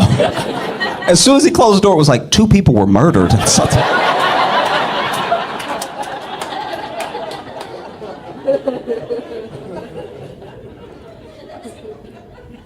And then I got a TV. I bought a TV for myself as an adult because I wanted to have my own big screen TV. I wanted to have my own, like, I'm sitting at home chilling for the weekend, watching a movie, have a real experience for myself, right? And I bought it. It was too expensive. I took out a car note on this TV, this several payment TV, and we bring it home. I'm excited initially. I'm super excited because they bring it home and they install it, they mount it on the wall and everything. Smart TV, brilliant TV, good grades TV, right? But I'm trying to watch this TV, and I want to be. I'm not like a dumb person, but like I cannot figure out how to get the subtitles off this TV, and it's like I can't stress how much this is not my fault. All right.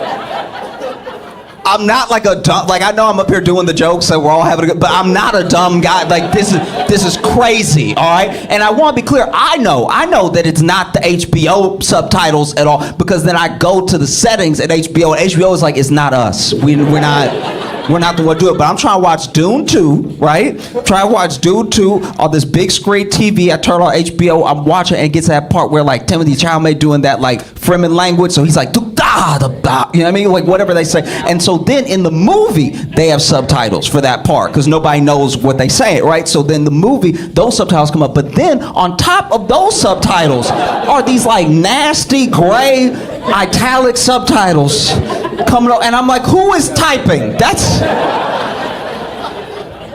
not what I wanted at all, and I can't get it off, and it's great, and it was everything I watched. I would leave HBO, I could watch something somewhere else, and they were like, and that's not even as bad as when I first got it, because when I first got it, when I first brought the TV home, it had, I don't know how it happened, it had the audio description on. All right. Now, if you, some of you are familiar. So, if you don't know what audio description is, it's basically if you're watching it and you're visually impaired, it will give you both context for what is happening in the show and things that are more like stage direction. They're just happening silently, right? So then I don't know that that's on. I don't know. I didn't press anything. I just turned on TV. I hit on the TV. That's all I did. And so then I went to watch Law and Order SVU. All right. So now I'm watching Law and Order, and Olivia is like handing somebody their ass, right? Like she's just like, you don't know anything about Survivor, you don't know anything. Then she walks out of the room, and then as she walks out of the room, my TV is like, Olivia leaves the room, and I'm like, who is that? Who is that? Who is in here? And I went to the settings. I went to Peacock. I went into the settings, and the Peacock settings were like, it's not us. We're not doing that. I've used remotes all my life. I've all the time used the remote, and I pressed the remote was not remoting. Finally, it was off. I don't even know what I did. Maybe I didn't do anything. Maybe the TV just decided to stop doing it. I have no idea. But I was watching a different episode, and Olivia was once again handing somebody the ad. You don't know anything about survivors. You don't know anything. And then she left the room, and I was like,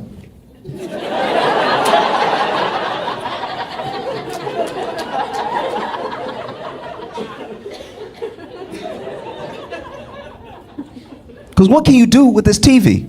What can I do when I can't get the subtitles on? You can't hit it. You can't hit it. I took out a mortgage on this TV. You cannot hit it.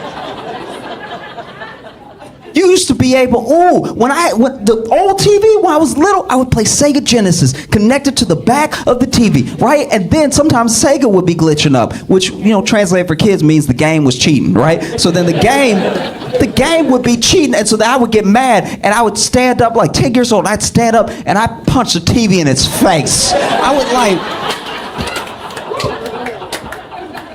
I'd punch a TV as hard as I could in what I thought was the nose, right? Like I would just, and I don't know what the TV was made of, but I would punch the TV and I would pull back the most mangled hand. Cause I don't know what it was made of, but it wasn't glass. There's no way it was glass. It had to be like clear steel or something.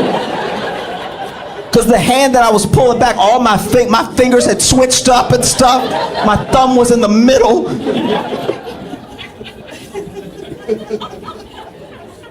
And now you can't punch a TV at all. You can't even dust this TV. You just gotta bargain with it. You used to be able to hit everything. The only thing you didn't hit back in the day was the microwave. I feel like he didn't hit the microwave because then and now, we don't really understand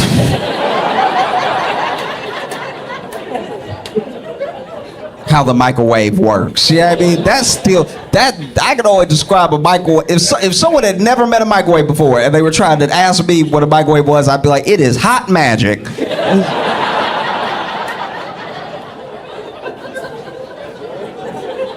Yeah, I mean, they put some hellfire to good use and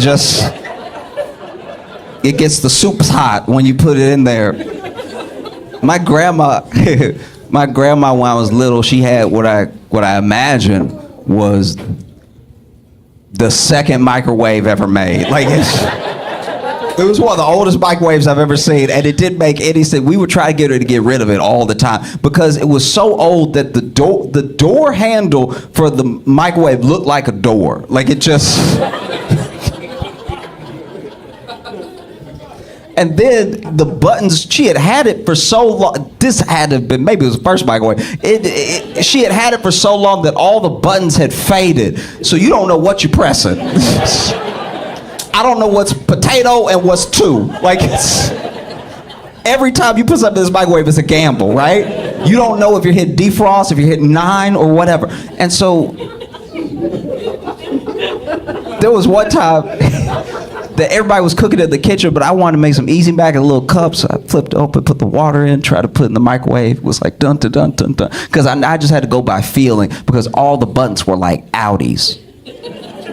That makes like all the buttons are poking out like.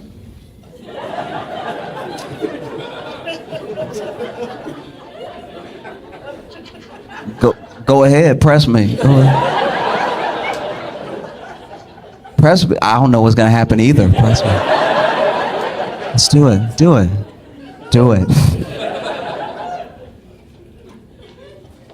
I remember I pressed the buttons and put the easy mac, but there's so many people in the kitchen. I'm getting pressed up against the microwave, and I didn't hit it. I just was pressed up against it, and my whole face started to get hot. And I was like, y'all, this is leaking. I don't know.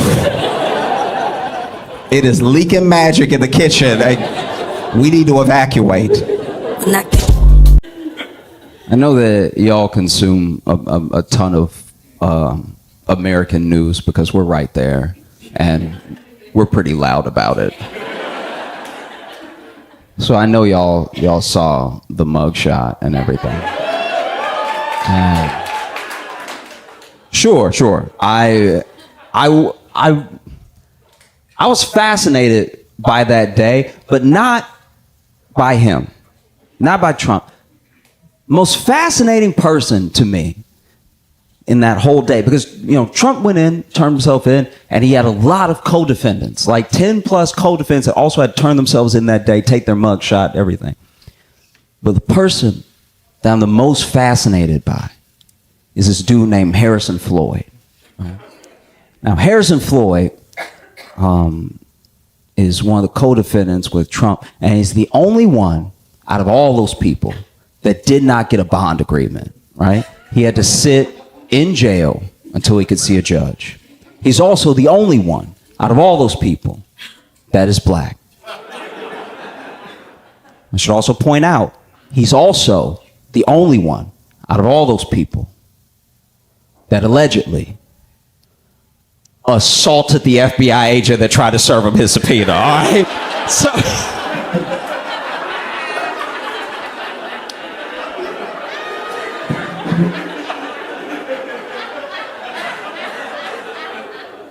So basically, this dude had to sit in jail because he tried to fight mail, okay?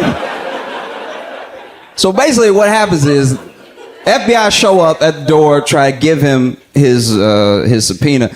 He went for the FBI agent's gun, all right? Then he later admitted to police if he had got the gun, he would have shot the FBI agent and killed him. He also admitted to police that if he had known it was the FBI at the door, he would have brought his gun and shot him and killed him. All right? That's what we like to call a thought. All right? What was he thinking? Never in the history of niggerdom has a nigger been this dumb. This is the most insane thing I've seen in a long time. He must have forgot he was black. What could possibly be going through your head? That was so insane. It was so crazy. It even made me feel bad for Trump for a second. Because how does he not have one single normal black fan?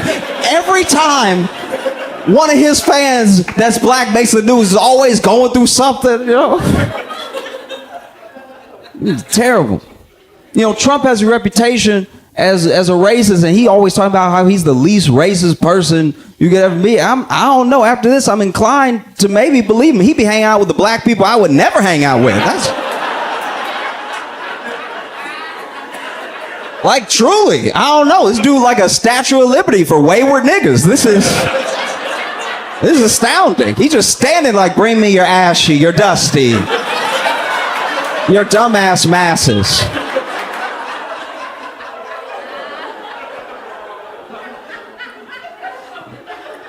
The story was so crazy, I'm not gonna lie, I even felt bad for FBI agent. I never thought I'd say that in my life. I even felt bad for the FBI agent, because if somebody goes for your gun for a split second, you gotta think they're going for your dick. You gotta be like...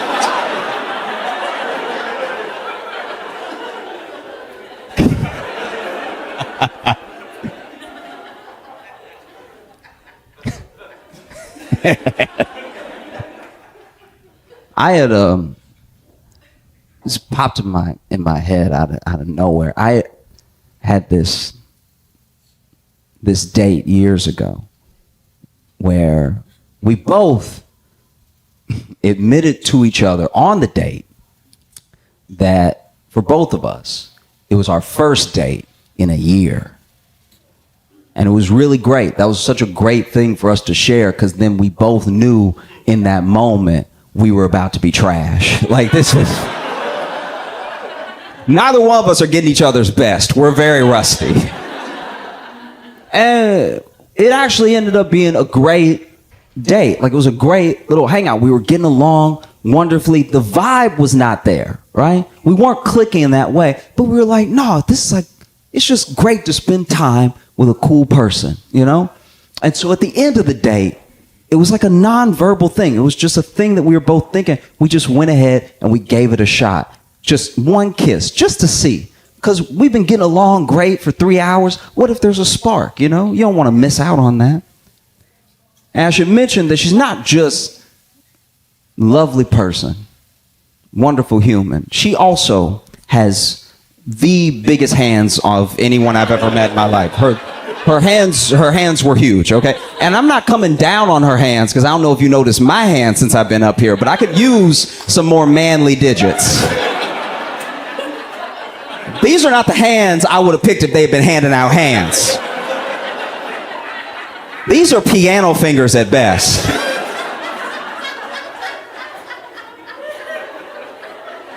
I was jealous of her hands the whole day. We went to an arcade and we were playing whack-a-mole and she was using the mallet and her hands. She was like,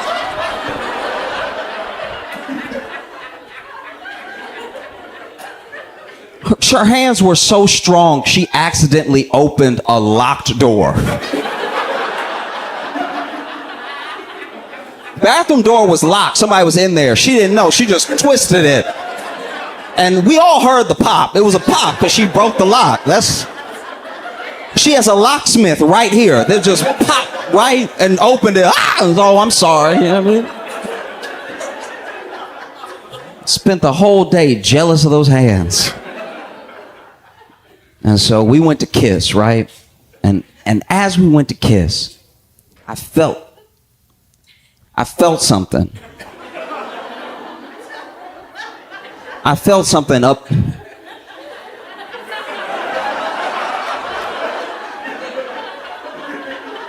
I felt something up the back of my head, and I realized it was her hand. She was cupping the back of my head with her hand. I've never been cupped before. I didn't even know that was a move people were doing in real life. Like, and if you were far away, it must have looked like my whole head fit in her hand. It must look like she was cupping a baby in her hand. And then I could feel this. I could feel this pressure from her kiss that was knocking me off balance a little bit. And that's when I realized, I'm like, wait, this bitch trying to dip me.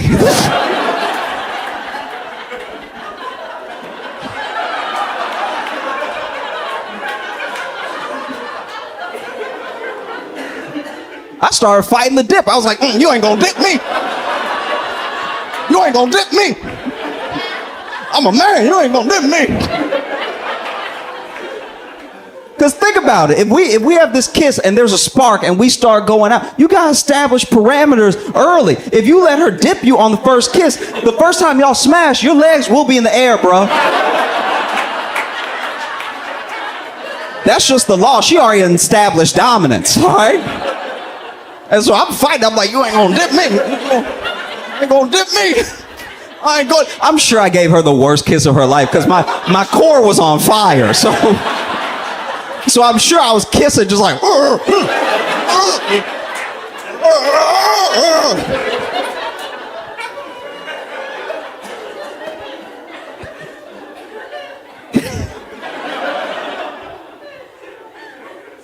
I don't know. In those moments of the kiss could have been more than like 8 seconds, but a lot was going on. You know? And like, I don't know. In that kiss, I kind of felt, at least what I imagined, like I almost feel like I felt like a woman for a second, because I was like, you know what I mean? Because I was like safe but in danger. You know what I mean?